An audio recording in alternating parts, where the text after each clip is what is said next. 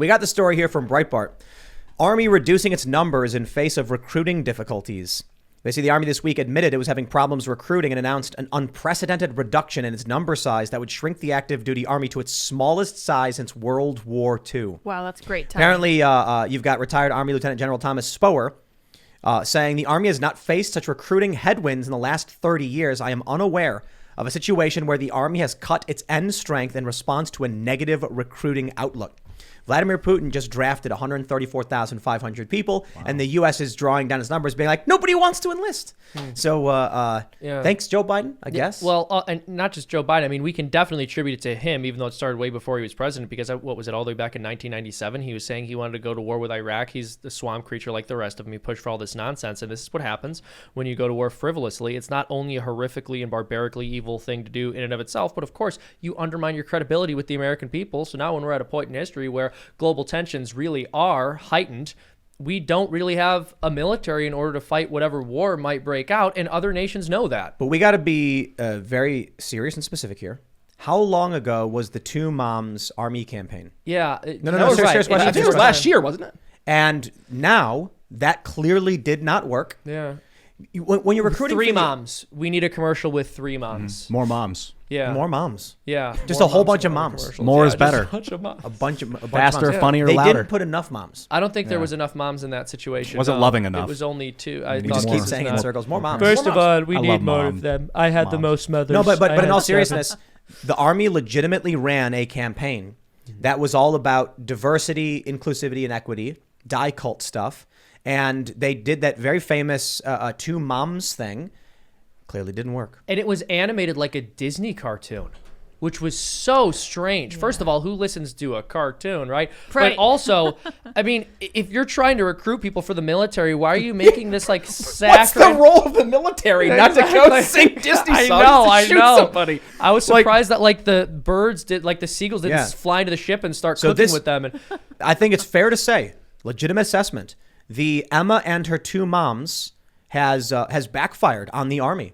It's an unprecedented moment where they're drawing down their end strength because they can't recruit people to the lowest level since World War II when they drafted people. Didn't they also kick people out of the military for not getting vaccinated? They did. Yes, and now they're removing the vaccine mandates also, in New York. Let's think about this. Like with the Two Moms, first of all, if anyone's going to dissuade you from joining the Army, if it's going to be either your parents, it's going to be your mother. Like, odds are she's going to be like, I don't want my baby going over there and fighting. So catering to people with two moms, dude, at least one of those moms is going to go, you know, you're not going. In my family, my dad actually was like, if you have any creative bone in your body, do not join the military because it will break it out of you. You will lose it forever. Because he got basically forced to go Vietnam. He was either going to go drafted to the jungle, so he signed up for the Navy and traveled the world and lived in the Navy, just, browbeaten, told you're scum, clean the deck, pissant, all this. And so it was my dad that told me that. But he had actual experience, really bad, didn't want to be there. He didn't think the war was valid. It wasn't even a war. The military action was valid. And I want to make a point, right? So I want to show this clip real quick, just a little bit, not the whole thing. So there she is with her, her two moms, and she said she was raised by two moms. And I take no issue with that. Absolutely, that's not what this is about. Although I had a fairly typical childhood, took ballet, played violin, I also marched for equality.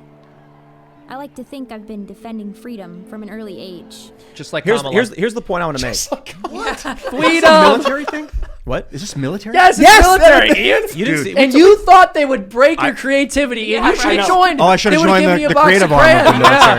Maybe they could have wrote movies for the military. They would have said, hey, express yourself, Ian. Okay, I'm sorry to interrupt. This is so disturbing. Who is their target market? You want young men. That is my point. My point is you can get... No, I'm not concerned about targeting just young men. If you want to get men and women in the Army, I'm down for it. There's jobs that men and women can do.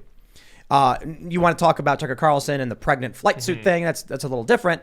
But the issue here is the marketing campaign they made targets no one. Yep. Nobody. Nobody who would No. It's targeting so no look, one. This kind of virtue signaling is extremely over the top. The target market for this is woke, progressive, millennials, and Gen Z. But these people are not the people who would ever want to join the Army. Ever, yeah. So it's like trying. It would be like going to a fitness class expert level, Tai Chi or martial arts and trying to sell deep fried Oreos and double scoop, banana split sundaes, these people are going to be like, or I'll give you a better example. Going to the Olympics during training season and being like, here's a cart full of deep fried ice cream. Well, they give them Gatorade, which has all sorts of food coloring in it, so they really don't care at that point. Come on, what are you doing to your athletes You at that point? can't equate Gatorade It's similar fried to ice cream. why are you selling food coloring to your athletes? Okay, When it okay. disrupts the It's endocrine a system. little different, Or though, another- bro. I hear you. Yeah, Gatorade's not great. it's similar But to the fried I think food like thing. That's my deep point. fried Twinkies are Way worse. probably worse. Way worse. Yeah. And so the point is that the Army made a commercial that probably insulted their target demographic. Yes. Not because people who join the Army are going to see this and be like, oh, I'm so offended at two moms, but more so they were like, do you think this is this represents us in any way? Well, and this goes back to the point we made earlier, right? So when you look at who is the Democratic Party speaking to right now in their head, well, now I would say that they actually did have a target market for this. It was exactly who this looks like it was for. Your to your point, millennial, Gen Z, rich, progressive, elitist, and that is who has become in their mind the Democratic approach for target market. But that's not really who your average Democratic voter is. I mean, if I'm out in Indiana, right, and I talk to a Democrat, they are much more likely to be a New York Republican than they are a AOC Democrat. But you said something that I think hits this as well. Wealthy. The people who believe these views, the progressive sect of this country, are well off, middle to upper middle class, upper class, suburbanite types. Yep. They're the ones who push this. Do you think that you are going to recruit this 24-year-old progressive woman?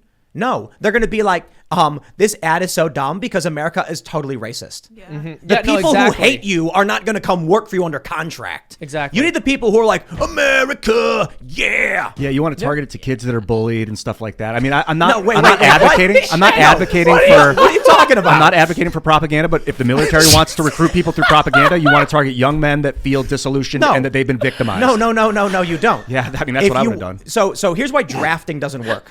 You can't send people who have been drafted to go do very serious things on your behalf because they don't like you. Yeah. Finding people who are bullied, that's a terrible way to approach people. Well, I mean, let's no, be What realistic. you want is people who are looking for purpose and people who are driven. You want to approach them and say, your mission awaits. There are people who need you. it's what Or go Putin get was doing go with get his- the bad guy kind of. I think that's part of it. No, too. That's what Putin's doing with his military. That's why they've seen an uptick, is because he's got the ability to lead with a purpose versus the propaganda. Well, yeah, because Putin's able to tell his people, if we don't win this war, McDonald's will not come back. We're like, well, we better go fight. Whatever you say, boss. Yeah, imagine, I kind of feel like this is what the American marketing department thinks. They're like, millennials like Disney. Let's know. make an ad to recruit them like a Disney movie. It's Let's like, no, make you a don't understand. movie. And Vladimir- Millennials liking Disney means they're not going to join. Right. It's the craziest thing. There are these videos. There's I don't know what the right word is for it, but there's if you go to the Cringe-topia on Reddit, there are people who make these TikTok videos where they talk in these really weird ways where they bounce around. Yeah. They're acting like Disney animation characters. Yes. Like when you're watching a new Pixar movie or whatever, they talk like this and they're flailing about for some reason. Yeah. And so you go on, you'll see that. This is they think. Is that what we want in the Army? I only got to say this. They're going to give away their position. No. We're like, That's not what I mean. I just mean there are people who have become sort of media mutated in their minds, their perception of reality. yes. It's not an issue of what Russia is doing. It's an issue of what the U.S. is. The kids who are growing up here have dejected and twisted views of reality, and they behave in very strange and broken ways. It's disparate, acultural nonsense. And the reason why I think we're facing this recruiting problem is because no one believes in this country, as evidenced by our own politicians, by the corporations, by woke activism in general. When you see someone like David Hogg come out, this guy is famous for gun control, tweeting about why parents should be allowed to have secret sexual conversations with 5-year-olds. I'm like, I kind of think you don't actually know what you're talking about or care, and you're just saying whatever you think the mob wants you to say. Which is the most charitable response to someone who's advocating for that. Right, absolutely. I mean, honestly, I think not him, but a lot of these people actually are just pedo adjacent groomers or otherwise. But my point is, I don't want to go off on it. I don't want to derail that far. My point is, the United States has no cohesive message. We don't tell our children this is our mission.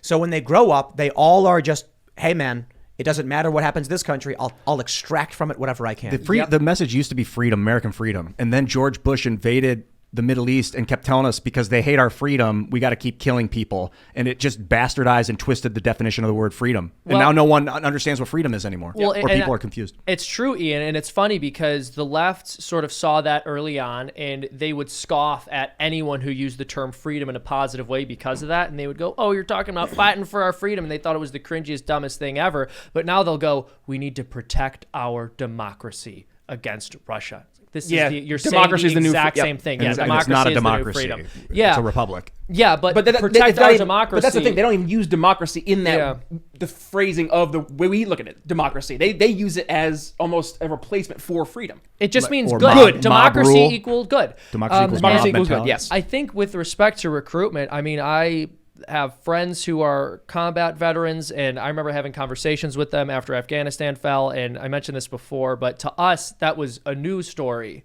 To them, they have friends who died there, they'd been shot at, they'd really gone through some horrific, significant trauma, and then they just saw it all undone on live television in front of them. Imagine how horrible it is. Why would someone want to enlist in this military at this point in time, given all of that?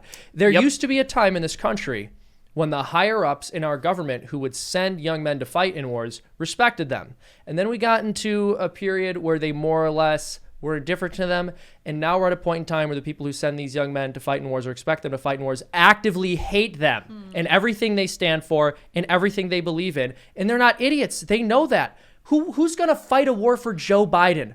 And on Who's top going of to that, fight a war for Nancy Pelosi? not only do the young people not want to fight, my dad literally was involved in the Vietnam conflict and told me to my face, do not join the military. Yeah, but was he drafted or did he enlist? He was able to avoid the draft because he enlisted ahead of time. They were calling the numbers. He's like, I'm not going to the jungle. No way. I'm joining the Navy. So he enlisted in an effort to try in the Navy. Get a specific MO or something. To get just to not get drafted into the jungle. Like his cousin got shot down in a helicopter and died. You know, or his.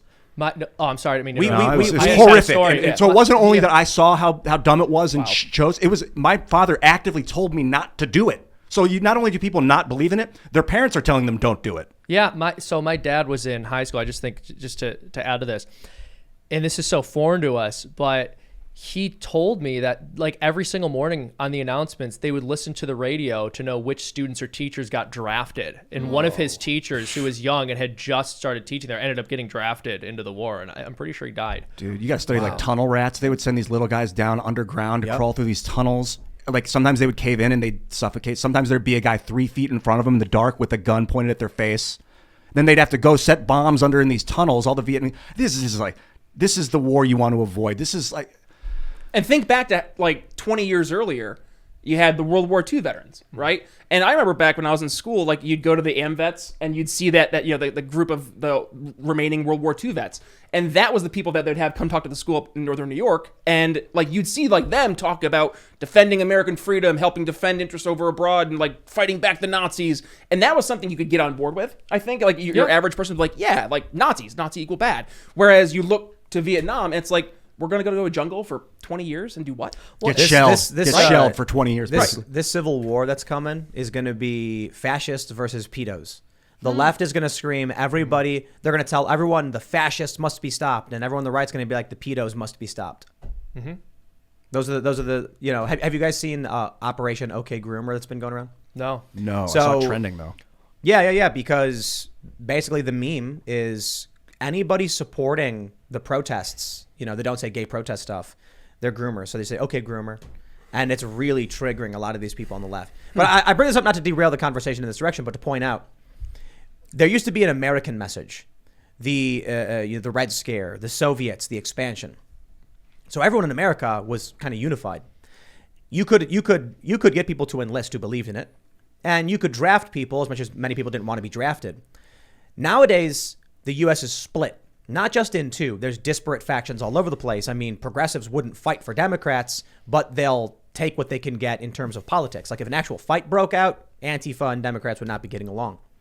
So when it comes to going to someone and saying, what's your purpose and what's your mission? People in the U.S. are not going to say, I oppose Russia. They're going to say, the critical race theory, die cult left is destroying the planet. That's internal. Yeah. The left is going to say the fascists. They support Putin. Internal. That's true. No, I mean, that's a very good point. We talked about this before. I think it was actually a conversation with Jack Posobiec, and it might have been a point Ian brought up, but basically how we live in a system where because power changes hands so often, you can't really achieve anything. But historically, that wasn't really the case, because even though the two parties had different ideas, they were similar enough that we could work towards a common goal. Though we might have different approaches or have a slightly different vision, it was still possible to like continue along a specific path for a set amount of time, even with a change in leadership. But now it's like a complete regime change in some sense when a new person gets elected, at least with respect to the lip service they pay the public and what they tell people we want to do. So yeah, you're right. If you ask most people what the most serious threat is, the right's going to point to the left and the left's going to point to the right. Who cares about foreign adversaries at this point, unfortunately? Though you might, if you're paying attention. Well, there will be some conversation. The right will say China, the left will say Russia. But for the most part, I'd be willing to bet if you went to someone unprompted, like a political leftist, and you'd say, what is the existential threat this country faces today? They're going to say the rise of fascism. You ask someone on the right, they're going to say the critical race theorist, the cult. The right may also actually say China, to be honest. Which is That's fascist. That's where it starts to what is it? It's something else. Confluence. It's commie, it's fasci, it's The something CCP different. is the I mean, most it's the fascist country communist. on earth. I Yeah. mean, maybe the United States, but CCP is pretty. All the businesses run through that government. It's excessively. Oh, it has to, fascist. like, just to do internet, you have to go through China Telecom. Yeah, I don't think the United States is fascist. It's got elements of with the Federal Reserve. Yeah, but bro, They need like a national- fascism was something specific. That's why I grow tired of using these words, even communism. It's become Because so those are pervasive. 100-year-old terms for specific things and ideologies that existed during the post-industrial revolution. We're dealing with something unique and worse in a lot of ways. yeah.